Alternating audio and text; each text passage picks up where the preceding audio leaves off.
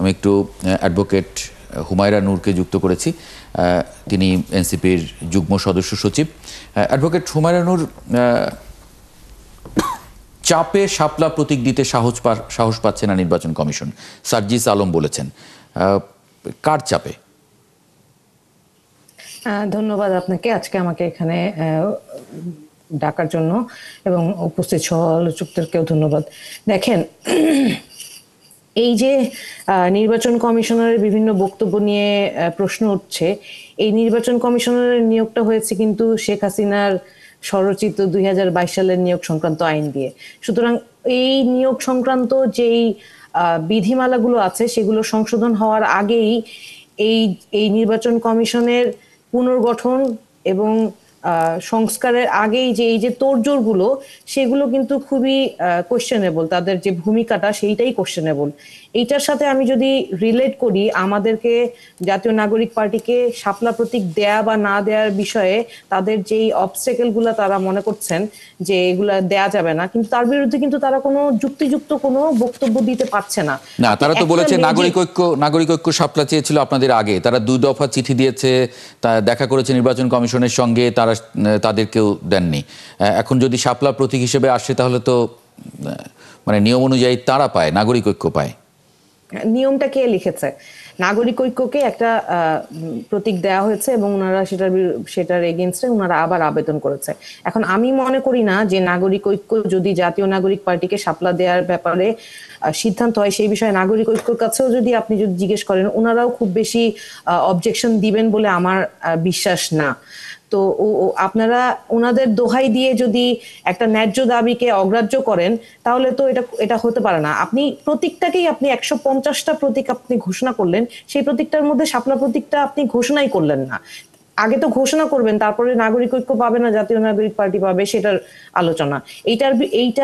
এই প্রতীকটা যে আইনগতভাবে একটা নির্বাচনী প্রতীক হিসেবে আসার ক্ষেত্রে কোনো বাধা নেই, সেই জিনিসটাই তো আপনি অ্যাকনোলেজ করছেন না।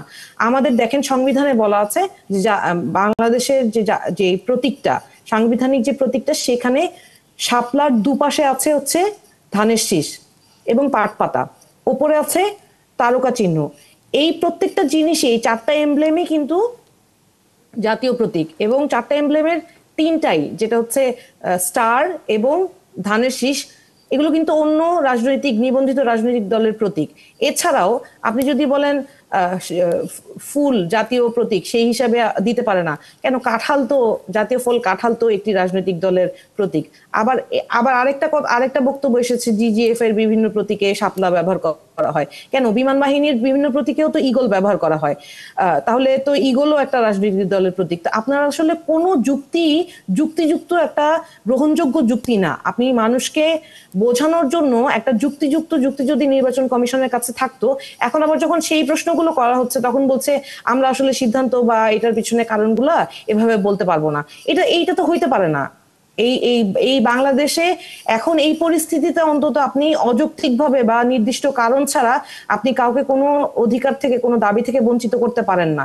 এখন ঐকমত্য কমিশনের যে আলোচনাগুলো চলছে, সেই আলোচনার ক্ষেত্রেও দেখেন, নারীদের বিষয়ে সিদ্ধান্ত নেয় কারা? পুরুষরা। আমরা একটা প্রোগ্রামে, নীলুফার চৌধুরী মনি আপা আছেন এখানে উপস্থিত, আপাকে আপনি জিজ্ঞেস করতে পারেন, আপারা নিজেরাও কিন্তু খুশি না যে উনার দল বলেছে মাত্র 5% নারী প্রতিনিধিত্ব করবে প্রত্যেকটা দলের ইলেকশন থেকে। উনাদের দলে অনেক যোগ্য নারী আছেন যারা মিনিমাম 15 না 25%ও রিপ্রেজেন্ট করতে পারেন, কিন্তু আমরা চেয়েছি 15% অ্যাটলিস্ট রিপ্রেজেন্টেশন থাকুক, সেইটাও কিন্তু রাজি না।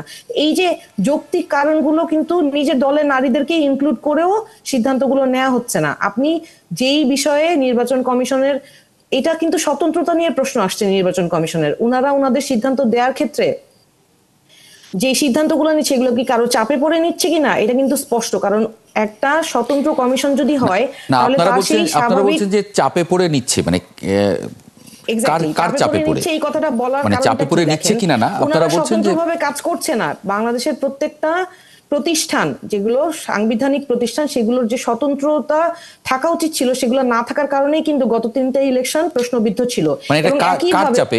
একটু সরাসরি বলা যায় কার চাপে? না, এটা আমি স্পষ্টভাবে না বললেও, এটা আপনারা ভালোভাবে খোঁজ করেন। নির্দিষ্ট একটি দলের যেই দলের রেকমেন্ডেশন অনুযায়ী এই নির্বাচন কমিশনারের নিবন্ধন হয়েছে, সেই দলেরই রেকমেন্ডেশন অনুযায়ী এই সমস্ত প্রতীকগুলোর বিষয় সিদ্ধান্ত থেকে শুরু করে এমনকি আমাদেরকে আজ পর্যন্ত, আজকে আপনার সাথে এসে কথা বলছি এইখানে, আজ পর্যন্ত আমরা কথা বলতে আসার সময় নানান জায়গায় আমাদেরকে শুনতে হয় তোমরা তো কোনো নিবন্ধিত দলই না, তোমাদের কথা বলার অধিকার কি? সেটা কি জামায়াতে ইসলামী? না, এটা জামাতে ইসলামীর কথা আমি বলছি না।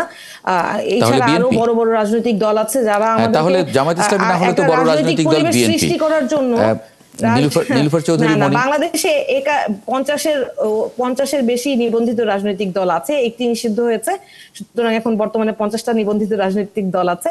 আমি বলতে চাচ্ছি যে যারা যেখানে যতটুকু প্রভাব খাটাতে পারে তারা সেটা প্রভাবটা খাটাচ্ছে। বাংলাদেশে একটা মানুষ চায় একটা নতুন একটা ধারা উঠে আসুক, নতুন একটি রাজনৈতিক দল জায়গা করেনি, কিন্তু বিদ্যমান রাজনৈতিক দলগুলো সেটাকে ওয়েলকাম না করে আমাদের জন্য প্রতিনিয়ত প্রতিবন্ধকতা সৃষ্টি করছে। সেটারই একটা প্রতিফলন হচ্ছে নির্বাচন কমিশনকে ইনফ্লুয়েন্স করে আমাদের এই প্রতীকটা না দেয়া, এবং সেটার পিছনে মিনিমাম কোনো যৌক্তিক রিজন নাই। আপনি একটা শব্দ বলছেন যে নাগরিক, মাসুদ ভাই বললেন যে নাগরিক ঐক্য চেয়েছিল, কিন্তু নাগরিক ঐক্য মান্না স্যারকে জিজ্ঞেস করেন, উনি নিজেও কিন্তু বলবেন না যে ঠিক আছে আমরা চেয়েছি, আমাদেরকে একটা প্রতীক দেওয়া হয়েছে, সেটার বিষয়ে আমরা আপত্তি জানিয়েছি, আমরা আবার করে একই প্রতীক চেয়েছি, কিন্তু এখন যদি জাতীয় নাগরিক পার্টিকে এই প্রতীক দেওয়া হয় এটা নিয়ে আমরা একটা কথা আমাকে বলবেন কাইন্ডলি, আপনারা তো প্রত্যেকটা রাজনৈতিক দলে তো প্রতীকের জন্য 3টা অপশন দেওয়া হয়, আপনারা কি আর কোনো অপশন দেন নাই? না, আমরা তো অবশ্যই আমাদেরকে, আর আপনাকে অপশন তো দিতে হবে ওখানে যে তালিকায় যে প্রতীকগুলো আছে তার মধ্য থেকে, যে জিনিসটা তালিকায় নেই। দেখেন, আপনি যে জিনিসটা প্রশ্ন করছেন সেই জিনিসটার সাথে অনেক কিছু এসে যায়। দেখেন, নির্বাচন কমিশনের কিন্তু অলরেডি একটা সংস্কারের প্রস্তাব এসেছিল, সেই সংস্কারটা না হওয়ার আগেই কিন্তু রাজনৈতিক দল নিবন্ধনের জন্য একটা তোড়জোড় শুরু হয়ে গেল। যখন সেই সংস্কারের প্রস্তাবটাকে পর্যালোচনার কথা আসলো 2 সপ্তাহের মধ্যে প্রত্যেকটা রাজনৈতিক দল তাদের নিজস্ব পর্যালোচনাগুলো দিবে, ঠিক সেই সময় একটা সময় বেঁধে দেওয়া হলো যে ওই পর্যালোচনার রিপোর্টটা যাওয়ার আগেই আপনার এই নিবন্ধনের জন্য অ্যাপ্লাই করতে হবে, সেটাও পুরনো সিস্টেমে। না, তাহলে আপনারা অ্যাপ্লাই করলেন কেন? সিস্টেমেও না, তাহলে এই নির্বাচন যদি সেটাই হয়, করার জন্য আমাদের সারা বাংলাদেশের মানুষের আশা আকাঙ্ক্ষা পূরণ করার জন্য, অ্যাডভোকেট হুমায়রা নূর করার জন্য আমাদেরকে রাজনীতি করতে, যদি আপনি তাই মনে করেন যে সংস্কারের আগে তাড়াহুড়ো করে এরকম করা হয়েছে, তাহলে আপনারা অ্যাপ্লাই করলেন কেন? দেখেন, আমরা যখন জাতীয় নাগরিক কমিটি ছিল তখন আমরা কথা বলতে গেলে আপনারা বলেছেন আপনারা তখন তো আপনারা কিন্তু এই দাবিটা তোলেননি, তখন তো এই দাবিটা তোলেননি। আমরা আমি প্রেক্ষাপটটা বলছি, আমরা রাজনীতিক দল হিসেবে কেন কাজ করতে আসলাম। আমরা তো একটা গণ অভ্যুত্থানের পরবর্তীতে আমরা একটি সংস্কার বিষয়ক একটা শক্তি হিসেবে কাজ করতে পারতাম, দেশকে পুনর্গঠনের শক্তি হিসেবে কাজ করতে পারতাম। আমরা রাজনীতি করতে আসার কারণটাই হচ্ছে আমাদের ভয়েসটা রাইটলি প্লেস হওয়া, এবং সেটার জন্যই আমাদেরকে রাজনৈতিক দল গঠন করতে হয়েছে, এবং রাজনৈতিক দল গঠন করতে হলে সেটা নিবন্ধন লাগবে, এটাই নিয়ম। সেই অনুযায়ী যেহেতু সংস্কার কমিশন এবং নির্বাচন কমিশনের সংস্কারের বিষয় দেরি হচ্ছে, পরিষ্কার হয়েছে। নীলুফার চৌধুরী মনি, উনি অভিযোগ করছেন যে বিএনপির চাপে শাপলা প্রতীক পাননি ওনারা। দেখেন, এটা বোধহয় ঠিক না এটা বলা, কারণ নাগরিক ঐক্য মান্না ভাই এটা আগে জমা দিয়েছিল, মান্না ভাইকেই দেওয়া হয় নাই, মান্না ভাইকে দেওয়া হয় নাই, এটা জাতীয় প্রতীক হিসেবে দেওয়া হয় নাই। আর সাইডের যে ধানের শীষ, পাটখড়ি কিংবা স্টার, এগুলো কিন্তু সাইডের, আর শাপলাটা কিন্তু একদম জলজ্যান্ত, সবখানে সিলটার মধ্যে শাপলাটাকে যেভাবে দেখা যায় অন্যগুলোকে কিন্তু ওইভাবে দেখা যায় না। শাপলাটা মানেই জাতীয় একটা প্রতীক। সেই জায়গায় হয়তো বা আপনি যে কথাটা মাসুদ কামাল ভাই বললেন যে ওটা তো লিস্টের মধ্যেই নাই, তো লিস্টের মধ্যে, এবং আরো যেটা বললেন যে 3টা অপশন থাকে, তো তারা 3টা অপশন না দিয়ে একটা জিনিস, এবং শুধু তাই না, তারা এখন বলছেন যে শাপলা যদি না দেওয়া হয় তাদের প্রতীক, তাহলে ইলেকশনই করতে দেওয়া হবে না। তা আমরা যে আগে একটা সময় বলতাম যে এনসিপি হচ্ছে কিংস পার্টি, এটা তো তারা আমলে নিত না। আপনি দেখেন, না হলে আমি প্লিজ আগে বলি হুমায়রা, কিংস পার্টি যদি না হয় এনসিপি, তাহলে এনসিপির এত খাতির যত্ন, এত কিছু বলার, হ্যাঁ ওরা আমাদের সন্তানের মতো, সব ঠিক আছে, কিন্তু সন্তান বলেই কি খালি একটা জিনিস চেয়ে বসে থাকবে জেদ করে? এটা তো হতে পারে না।